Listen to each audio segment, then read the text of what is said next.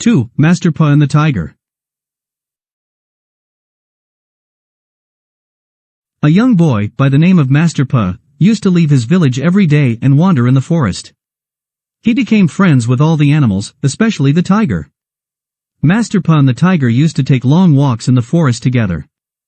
Master Pa had a genuine affection for his friend, but the tiger had an ulterior motive. He looked forward to the day when he could ask young Master Pa to take him to the village, so that he could run away with a fat calf or two belonging to the villagers. One day, the tiger said to Master Pa, "Friend Pa, will you take me to your village?" "I cannot do that, good tiger," replied Master Pa, "for the villagers all dislike you. You must remember that you have often pounced upon their cattle while at pasture outside the village." "If you won't take me, I will go there by myself," said the tiger petulantly. That same evening, the tiger loitered about the village gate.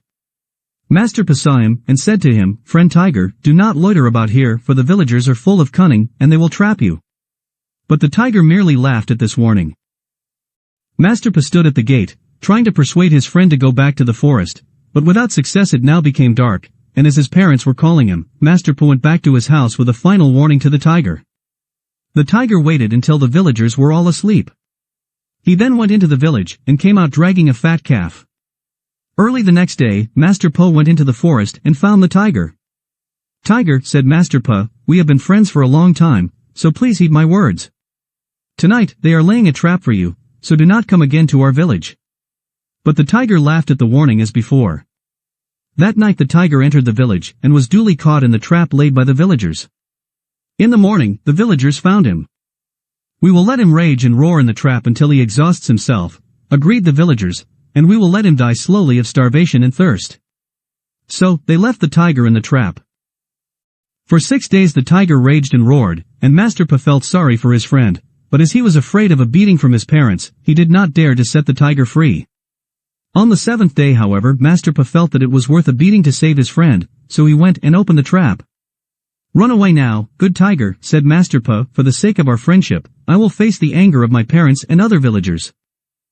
"Thank you," replied the tiger, "but I must eat you, for I am exhausted and cannot hunt for prey." Master Pa pleaded that as the animal owed him a debt of gratitude for freeing him, the tiger should not eat him. The tiger, in reply, contended that there was no such thing as a debt of gratitude. In the end, Master Pa succeeded in persuading the tiger that they should find a judge and let him decide their dispute.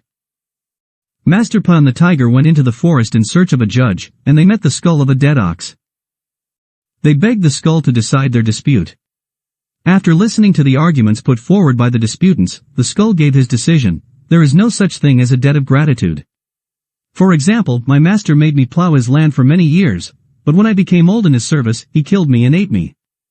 So, the tiger should eat Master Pa." "I will eat you now," roared the tiger. But Master Pa claimed the right of appeal to another judge. So, Master Pa and the tiger went on until they met the banyan tree, whom they asked to decide their case. The banyan tree, after listening to the arguments put forward by the disputants, gave his decision: "There is no such thing as a debt of gratitude. For example, human beings rest in my shade from the heat and glare of the sun, yet they break my branches and take away my flowers. So the tiger should eat Master Pa." "I will eat you now," roared the tiger. But Master Pa claimed the right of appeal to another judge. "Remember, this is your last chance," warned the tiger, "for one is entitled to go before 3 courts only for the same dispute." So the two went on until they met the rabbit. "Wise rabbit," said they, "please decide our dispute." After listening to the arguments of the disputants, the rabbit said that he would have to visit the scene of the dispute before he could give his decision. So the rabbit went with Master Pa and the tiger to the trap at the village. "Now," said the rabbit, "where were you, tiger, when Master Pa came to free you?" "I was in the trap," replied the tiger. "Show me exactly how you stood in the trap," asked the rabbit, and the tiger went and stood in the trap. "Now, Master Pa," said the rabbit, "close the trap first, and then show me how you came and freed the tiger." When Master Pa had locked the trap, the rabbit shouted, "Stop! Do not free the tiger." The rabbit then explained to the astonished tiger and Master Pa, "I have now restored the status quo of the disputants. The tiger is back at his place, and Master Pa is back at his place also. The dispute is now over." The rabbit then went back to the forest, and Master Pa ran back to his home. The tiger died of hunger and thirst a few days later.